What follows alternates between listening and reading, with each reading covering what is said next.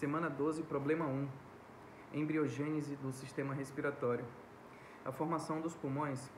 O sistema respiratório é formado a partir da 4ª semana do desenvolvimento. O sulco laringotraqueal é o primórdio do sistema respiratório, que só é possível graças ao desenvolvimento da 4ª bolsa faríngea. O sulco cresce em direção caudal. No final da semana, um divertículo laringotraqueal, semelhante a uma bolsa, forma-se nesse sulco, ventralmente à porção caudal do intestino primitivo. Como esse divertículo se alonga, ele forma o broto pulmonar. Esse divertículo se separa da faringe, mas mantém contato com ela a partir da laringe. Com o passar do tempo, forma-se uma divisória, o septo traqueoesofágico. Ele é responsável por separar o tubo laringotraqueal e o primórdio do esôfago. No início da 5ª semana, a conexão de cada broto brônquico com a traqueia aumenta, uma vez que essa conexão é necessária para a formação do brônquio principal. O brônquio principal direito é maior que o esquerdo e está orientado mais verticalmente. Essa adaptação permanece nos adultos. Consequentemente, é mais provável que um elemento estranho entre no brônquio direito do que no brônquio esquerdo, pelo fato de ele ser mais calibroso. Ao passar dos dias, os brônquios primários se transformam em brônquios secundários, e este, por sua vez, dão origem aos ramos lombar, segmentar e intrasegmentar. Com 24 semanas, os brônquios possuem 17 ordens de ramificação e os bronquíolos respiratórios já começam a se desenvolver. Com o desenvolvimento dos pulmões, eles adquirem uma camada de pleura visceral. A parede corporal torácica começa a se revestir por uma pleura parietal. Com 16 semanas, todos os elementos do pulmão são formados, exceto aqueles envolvidos nas trocas gasosas. A respiração não é possível, portanto, o feto que nasce nesse período não sobrevive. Maturação dos pulmões, período de canalicular, entre 16 e 26 semanas. Esse período é caracterizado por uma alta vascularização dos pulmões. Com 24 semanas, temos a formação dos brônquios respiratórios. Por consequência, a formação dos ductos alveolares. Fetos que nascem nesse período podem sobreviver com tratamento intensivo, mas geralmente morrem por conta da imaturidade dos pulmões. Com 20 semanas, temos a produção de surfactante pelo pneumócito do tipo 2, mas são insuficientes até o fim do período fetal. Maturação dos pulmões, período seco terminal. A formação da barreira hematoaérea, que é a troca gasosa adequada. Os sacos terminais são revestidos por células endoteliais do tipo 1, pneumócitos. Essas células são as responsáveis pelas trocas gasosas. Nesse período, há uma maior concentração de surfactante. A maturação dos pulmões no período alveolar. Aqui há um aumento significativo do número de alvéolos presente na criança. Aproximadamente 95% dos alvéolos se desenvolvem nesse período. Os movimentos respiratórios já são treinados antes do nascimento. Assim, quando a criança nasce, ela já consegue respirar.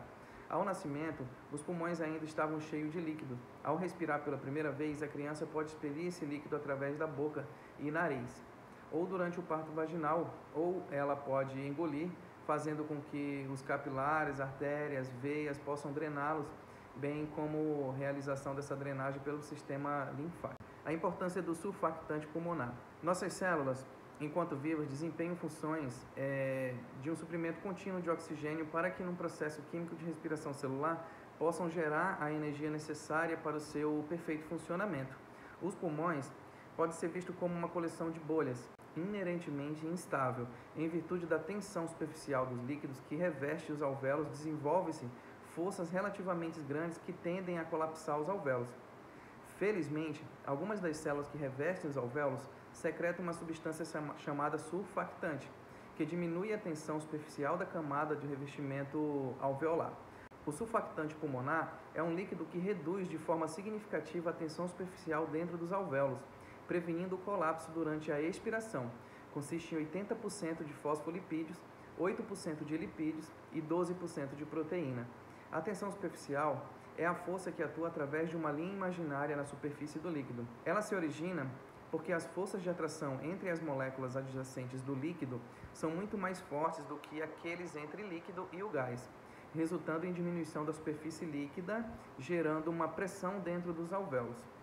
A classe predominante de fosfolipídios é a dipalmitoil-fosfatildicolina, DPPC, além da fosfatilcolina insaturada, fosfatilglicerol e fosfatildilinositol.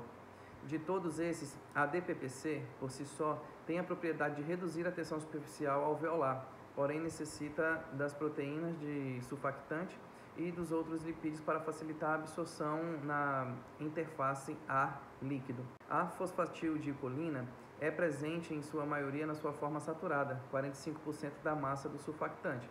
O fosfatildilglicerol representa de 5 a 10 em massa, enquanto a fosfatildilinositol, fosfatidilinelamina e a fosfatidilserina constituem para menos que 10% do total de lipídios. O colesterol e os aéreos do colesterol representam menos de 5% de surfactante em massa, sendo que o seu papel não é bem conhecido até o momento, embora ele modifique a fluidez e a organização das membranas lipídicas. A principal função é de atuar como uma molécula que reduz a tensão superficial na interface ar-líquido do interior dos alvéolos. Essa característica única permite evitar o colapamento alveolar no final da expiração, quando as forças que causam colapso alveolar estão maximizadas, sendo inversamente proporcionais ao quadro do raio alveolar. No entanto, a fosfatidilcolina sozinha não é capaz de explicar a principal característica do surfactante: estabilidade durante a compressão, rápida absorção da subfase para a superfície alveolar e a capacidade de reorganizar a monocamada quando dispersa em um ambiente aquoso.